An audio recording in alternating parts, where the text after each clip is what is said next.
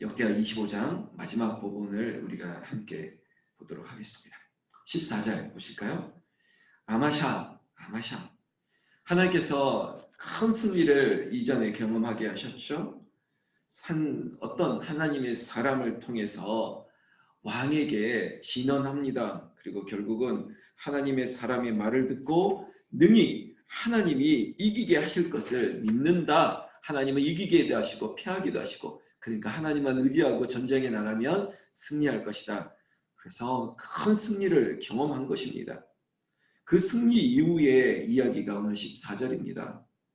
아마샤가 에돔 사람들을 죽이고 돌아올 때, 그러니까 승리를 하고 소위 말하면 어떤 많은 전리품들을 가지고 당당하게 이제는 돌아오는 그때입니다. 그런데 문제가 생겼습니다. 여러분, 그 전리품 중에 그 우상의 소위 말하면 어떤 부족도 있고 다양한 어떤 신들의 문양들이나 뭐 이런 점치는 도구들, 뭐 별의별 것들이 다 있었을 것입니다.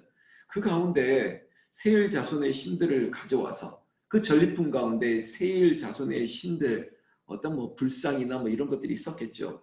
근데 그것을 14절로 보면 기가 막힙니다. 자기의 신으로 세우고 그것들 앞에 경배하며 분향한지라. 여러분, 이게 말이 됩니까? 말이 안 되는 것 같죠. 근데 말도 안 되는 짓을 아마샤가 저지르고 있습니다. 불과 하나님의 은혜를 받고 전쟁에서 큰 승리를 거두고 돌아오는 그 길에 이런 일들을 하고 있다는 것이죠. 야, 이해가 안 된다. 도대체 이해가 안 된다. 여러분, 근데 우리가 그럴 때가 있습니다. 은혜를 경험하고 하나님의 기적을, 그리고 하나님의 승리를 누리고 나서 그 은혜가 마치 내가 한 것처럼, 또 아니면 주변에 다른 영향이 있어서 이렇게 된 것처럼 착각을 하기도 합니다. 참 어리석은 것 같지만 그게 나의 실수가 될 때가 있습니다. 그냥 보여지는 세일의 어떤 신이, 보여지는 물리적인 것만이 신이 아니고, 나에게 가지고 있는 뭐 유무형의 어떠한 것도 나의 우상이 될 때가 있다는 것이죠. 여러분, 이렇게 되면 어떻게 됩니까? 15절, 항상 인과관계입니다. 오늘 이 인과관계라고 하는 말에 조금 주목을 하시면, 그러므로, 여러분, 그러므로 그냥 되어진 일이 없습니다. 15절에 그러므로 여호와께서 아마샤에게 진노했다는 겁니다. 하나님이 그냥 화를 낸 게 아니에요. 우리 엄마가, 우리 아빠가 그냥 화를 낸 게 아니에요. 아빠는 왜 괜히 화를 낸다고? 괜히 화를 낸 게 아니라니까요. 하나님께서 이런 아마샤에게 진노했는데, 또 어제도 얘기했죠. 이것이 헤세드, 하나님의 은혜고 사랑이라는데, 그냥 진노하면 그냥 철퇴를 내리쳐도 되는데 경고하신다는 거예요. 저는 이게 하나님의 사랑이라고 봐요. 이게 아버지의 사랑이에요. 한 번만 더 그러면, 한 번만 더 그러면 이번에는 용서하는데, 아니면 내가 한 번 더 경고하는데 또 그러면 너 혼난다, 이런 겁니다. 15절에 어제도 이랬지 않습니까? 어떤 하나님의 사람을 보내셨던 것처럼 오늘도 하나님은 이 우상숭배로 돌아서려고 하는 아마샤에게 한 선지자를, 이런 누군지는 모르겠지만 한 선지자를 그에게 보냈다는 겁니다. 이게 하나님의 은혜입니다. 나에게 누군가를 보내십니다. 누군가를 만나게 하십니다. 그 사람을 통해서 듣게 하십니다. 오늘 이 한 선지자라고 하는 이 사람도 이 아마샤에게 나아가서 말을 합니다. 소위 말하면 쓴소리를 합니다. 15절 보시면, 저 백성의 신들이 그들의 백성을 왕의 손에서 능히 구원하지 못하였거늘 왕은 어찌하여 그 신들에게 구하나이까? 그렇잖아요. 이 싸움이 누구 때문에 승리한 건데 당신은 왜 저 우상 따위를 가져다가 그 우상에게 구하고 있습니까? 바른 말을 딱 하는 거예요. 바른 말을. 16절에 계속 얘기합니다. 선지자가 아직 그에게 말할 때, 아직 할 말이 있습니다. 라고 시작했던 16절이 하나의 어떤 우화 같은 이야기를 통해서 지적을 하고 있습니다. 책망을 하는 거예요. 내용은 이렇습니다. 우리가 너를 왕의 모자로 삼았느냐, 그치라 어찌하여 맞으려 하느냐 하니, 선지자가 그치며 이르되 왕이 이 일로 행하고 나의 경고를 듣지 아니하니 하나님이 왕을 멸하시기로 작정하신 줄 아나로 하였더라.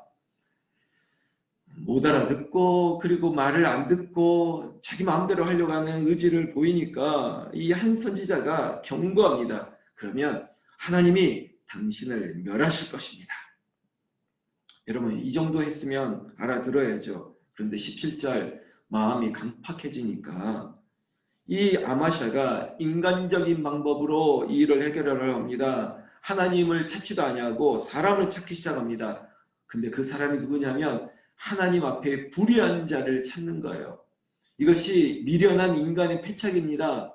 항상 사람에게 다가가요. 야, 권력 있는 사람을 찾고, 유력한 사람을 찾고, 나랑 같은 소리를 낼 수 있는 사람을 찾아야지.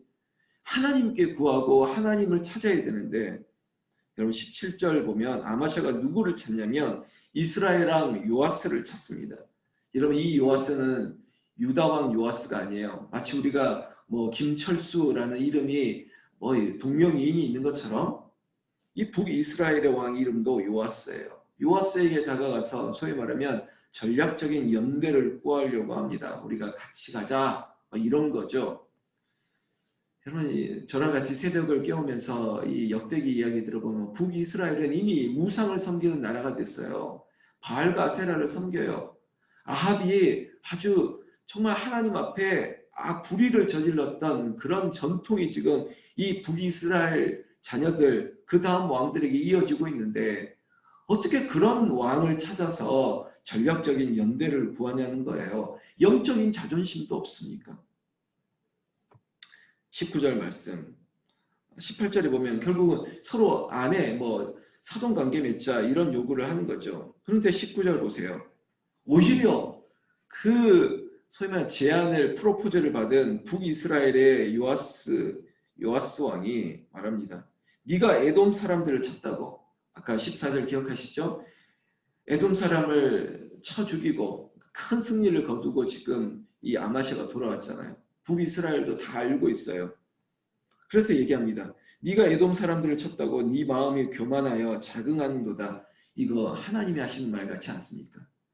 하나님께서 마치 EJ 오랑캐를 들어서 오랑캐를 친다고 정말 불의한 자를 통해서라도 깨우치게 하는 거예요. 정말 저는 이런 말 들으면 자존심 상할 것 같아요.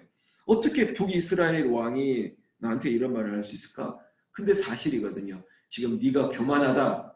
이 전쟁에서 이겼다고.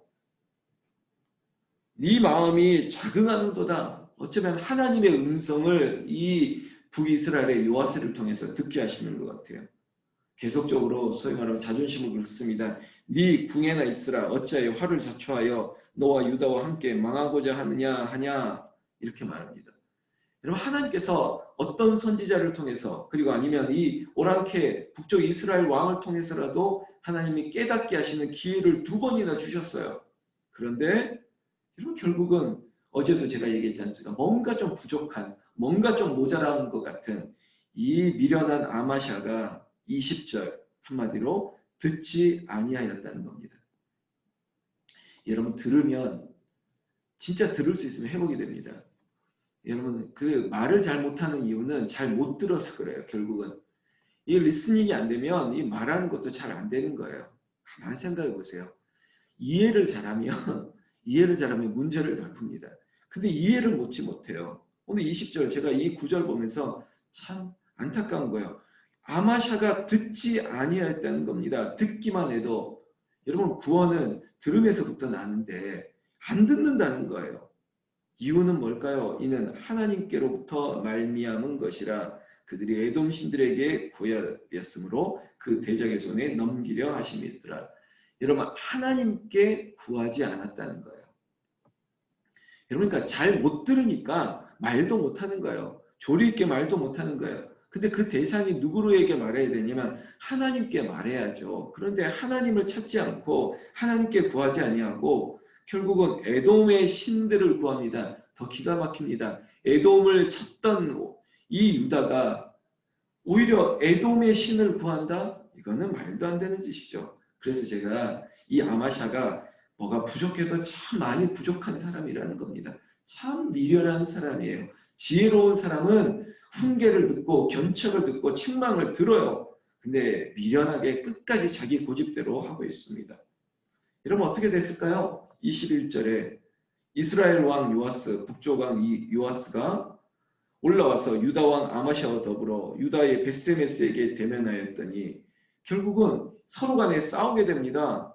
그리고 그 싸움 앞에 여러분 그 다음 뭐 22절, 23절에 보면 결국은 북이스라엘의 요아스 왕에게 전쟁에서 패하고 결국은 끌려오게 됩니다. 그리고 예루살렘에 있는 이 성벽들이 다 무너지게 됩니다. 그리고 성전 안에 있는 24절에 하나님의 전 안에서 오베데돔이 지키는 모든 금은과 그릇과 왕궁의 재물을 뺏기고 또 사람들을 볼모로 잡아가지고 사마리아로 북이스라엘의 수도거든요. 사마리아로 돌아갔다.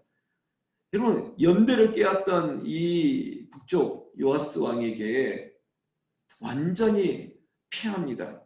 그리고 나라도 빼앗길 뻔하고 예루살렘 성벽이 무너지고 성전 안에 있던 하나님의 귀한 귀물들을 그리고 이전에 승리에서 얻었던 많은 전리품들 그것뿐만 아니라 많은 유다의 백성들이 노예로 끌려가는 일들 이런 결과를 자초하게 되었다는 것입니다.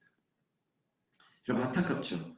아마샤 이 사람이 하나님을 구하지 않냐고 하나님을 찾지 않는 이 배도 배신 그 배신의 이유가 뭘까? 여러분 오늘 제가 소나무 향기에도 쓸 텐데 이유는 그겁니다. 교만하다는 거예요. 영적 교만함. 교만하면 안 들어요. 목사 말을 안 들어요. 그리고 믿음의 선배의 말을 듣지 않아요. 말합니다. 아유 다 알아 다 알아. 나도 다 그렇게 살아봤어. 그리고 엉뚱하게 결국은 내 방법대로 또 취합니다. 또 취해. 어떻게 됐을까요? 여러분 이 이야기의 결론은 25절에 이스라엘 왕 요아스의 아들 요아스가 죽은 후에도 유다 왕 요아스의 아들 아마샤가 15년간 생존하였더라. 그래도 15년 동안 이 생명을 부지하는 것 같으나 그 생명의 결과가 어떻게 되냐? 역사에도 기록되지 아니할 뿐만 아니라 27절 그가 사마리아에 끌려갔다가 돌아와서 15년을 생존했다 할지라도 그의 말로는 여러분 보십시오.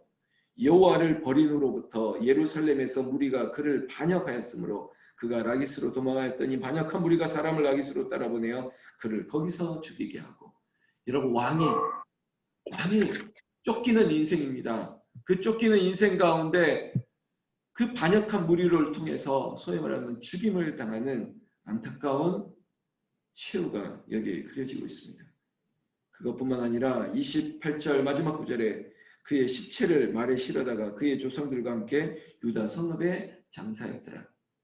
여러분 국립묘지에 묻혀야 되지 않습니까? 왕의 묘실에 묻혀야 되는데 이 요아스의 최후도 결국은 비참한 그리고 마지막도 기억되지 못하고 왕조실록에도 기록되지 아니하고 그리고 왕의 묘실에도 묻히지 못하는 이런 마지막이 참 부끄러웠다는 것입니다. 여러분 제가 요즘 초심을 잃지 말자. 처음부터 끝까지 감사와 기쁨을 잃지 말자. 여러분 일희일비하지 마세요. 한 번 좋았다고 또 한 번 슬펐다가 마치 롤러코스터를 타고 왔다 갔다 하는 것처럼 그러지 말고 끝까지 여호와의 보시기에 정직하게 행하였더라. 미련하게 보이지만 한 걸음 한 걸음 정말 하나님을 구하고 찾고 하나님의 음성을 듣기를 사모하는 것. 그래서 내가 주께 왔습니다. 주님을 봅니다. 주님 나를 불쌍히 여기셔서 나를 이기게 하여 주시옵소서. 이 믿음의 기조가 오늘 우리의 신앙 고백이 되기를 원하고 이 아마샤의 마지막이 우리의 인생 교훈이 되기를 우리 주 예수님의 이름으로 축원합니다. 여러분 오늘 금요 찬양 기도회인데 8시 30분 오직 랜선으로만 온라인으로만 줌으로만 모여서 잔잔한 또 말씀을 나누고 기도를 나눌 겁니다. 여러분 금요일 저녁 또 랜으로 만나기를 바랍니다. 한번 기도할까요?